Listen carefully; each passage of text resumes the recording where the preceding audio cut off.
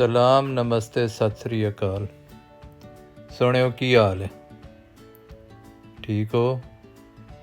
सलामत रहो। बड़े दिनों बाद आज हाज़री देना पिया। चलो चलिए फिर अज दी तुहानू सैर ते लै चलीए। अज तुहानू इत्थे एक बीच ते लै चलां। थोड़ा सुकून लेना चाहिए। समंदर दी हवा आ दिन भी नमकीन हुंदी है ते सेहत आस्ते चंगी हुंदी है। ते धुप्प भी निकली है ते इत्थे थोड़ा जिहा नज़ारा करो ਇਹਦਾ। ਅੱਜ ਹੁਣੇ फेसबुक ਤੇ ਵੇਖਿਆ ਪਾਕਿस्तान मोटरवे ਉੱਤੇ ਇੱਕ 6 ਮਿੰਟ ਦੀ ਵੀਡੀਓ ਹੈ ਜਿਹਦੇ ਵਿੱਚ 5 ਨੌਜਵਾਨ ਜਿਹੜੇ ਨੇ, ਨੌਜਵਾਨ ਤਾਂ ਨਹੀਂ ਜਵਾਨ ਨੇ, ਚੰਗੇ ਪੱਕੀ ਉਮਰ ਦੇ, ਲੇਕਿਨ ਉਹਨਾਂ ਦੀਆਂ ਹਰਕਤਾਂ ਬਿਲਕੁਲ ਐਂ ਨੇ ਜਿਵੇਂ ਕੋਈ 7ਵੀਂ 8ਵੀਂ ਦੇ ਸਕੂਲ ਦੇ ਬੱਚੇ ਹੋਣ, ਸ਼ਰਾਰਤੀ। ਉਹਨਾਂ ਦੇ ਵਿੱਚ ਕੋਈ ਸੰਜੀਦਗੀ, ਮਤਾਨਤ, ਇਖਲਾਕੀਆਤ ਨਾਂ ਦੀ ਕੋਈ ਸ਼ੈ ਨਹੀਂ। ਅੱਲਾ ਉਹਨਾਂ ਦੀ ਮਗਫਰਤ ਫਰਮਾਏ। ਸਾਡੀ ਮੈਜੋਰਿਟੀ ਇੰਜ ਦੀ ਹੈ, ਅਸੀਂ ਇੰਜ ਦੇ ਹੀ ਹਾਂ। ਅੱਲਾ ਤਾਲਾ ਸਾਨੂੰ ਸਿੱਧੇ ਰਸਤੇ 'ਤੇ ਚਲਾਏ। ਅਤੇ ਬਸ ਜ਼ਿਆਦਾ ਦੁੱਖ ਇਹ ਹੋਇਆ ਹੈ ਕਿ ਉਹ ਕਿਸ ਹਾਲਤ ਦੇ ਵਿੱਚ ਇੱਕਦਮ ਉਹਨਾਂ ਦੀ ਮੌਤ ਹੋ ਗਈ ਹੈ।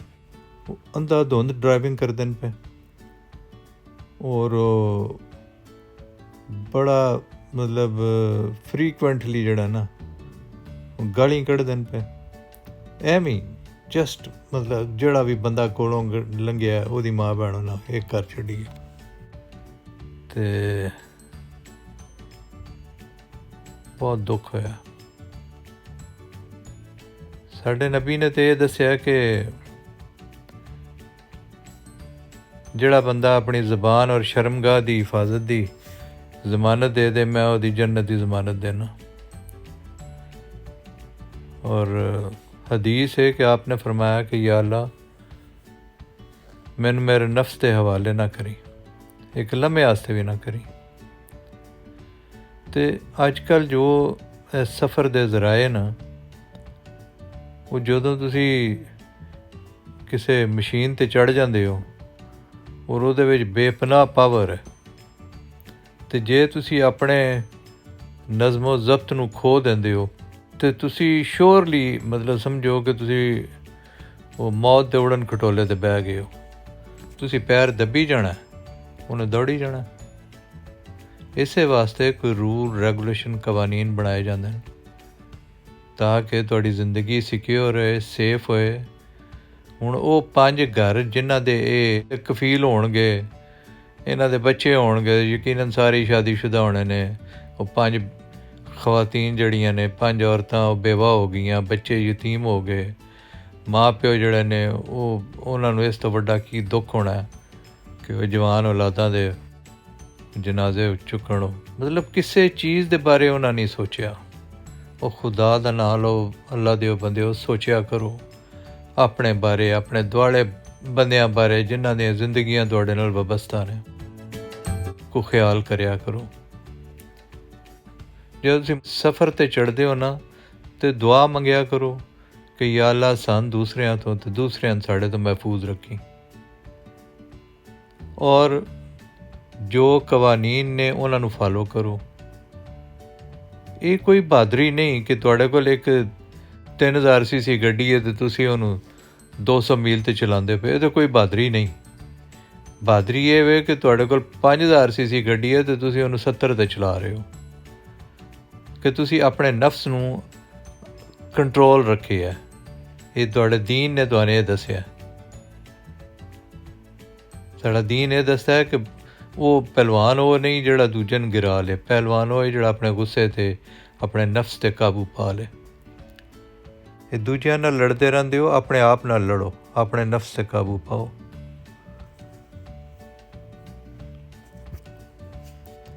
ਬਹੁਤ ਦੁੱਖ ਹੋਇਆ।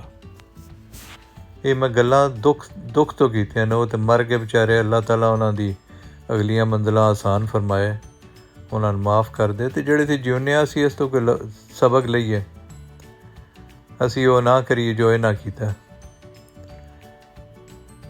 ਤੌਬਾ ਕਰੀਏ ਤੌਬਾ ਦਾ ਦਰਵਾਜ਼ਾ ਅਜੇ ਖੁੱਲ੍ਹਾ ਸਾਡੇ 'ਤੇ। ਸੋ ਉਹ ਵਕਤ ਆਉਣ ਤੋਂ ਪਹਿਲੇ ਅਸੀਂ ਤੌਬਾ ਕਰ ਲਈਏ, ਆਪਣਾ ਅਸੀਂ ਮੁਹਾਸਬਾ ਕਰੀਏ, ਅਸੀਂ ਵੇਖੀਏ ਕਿ ਅਸੀਂ ਜ਼ਿੰਦਗੀਆਂ ਕਿਵੇਂ ਪੇ ਗੁਜ਼ਾਰਨੇ ਆ। ਔਰ ਇਹ ਜ਼ਿੰਦਗੀ ਜਿਹੜੀ ਹੈ ਇਹ ख़त्म ਹੋਣ ਵਾਲੀ ਜ਼ਿੰਦਗੀ ਹੈ ਅਤੇ ਇਹਦੇ ਬਾਅਦ ਇੱਕ ਹਮੇਸ਼ ਦੀ ਜ਼ਿੰਦਗੀ ਹੈ ਜਿੱਥੇ ਸਾਨੂੰ ਇਸ ਦੁਨੀਆ ਦੇ ਅਮਾਲ ਦੀ ਬਿਨਾ 'ਤੇ ਜੰਨਤ ਮਿਲਣੀ ਹੈ। ਅਤੇ ਉਹ ਤਾਂ ਹੀ ਮਿਲਣੀ ਹੈ ਜੇ ਅੱਲਾਹ ਤਾਲਾ ਨੇ ਸਾਡੇ 'ਤੇ ਫਜ਼ਲ ਕਰ ਦਿੱਤਾ। ਅਸੀਂ ਉਹਦਾ ਫਜ਼ਲ ਮੰਗੀਏ, ਅਸੀਂ ਉਹਦੇ ਕੋਲ ਹਦਾਇਤ ਮੰਗੀਏ, ਅਸੀਂ ਉਹਦੇ ਰਸਤੇ 'ਤੇ ਚੱਲਣ ਦੀ ਕੋਸ਼ਿਸ਼ ਕਰੀਏ, ਅਸੀਂ ਉਹਨੂੰ ਸੁਣੀਏ। ਕੁਰਾਨ ਨੂੰ ਅਸੀਂ ਤਰਜਮੇ ਨਾਲ ਪੜ੍ਹੀਏ ਵੀ ਮੈਸੇਜ ਕੀ ਆਇਆ, ਹਦੀਸ ਨੂੰ ਆਪਣੀ ਜ਼ੁਬਾਨ ਦੇ ਵਿੱਚ ਸਮਝੀਏ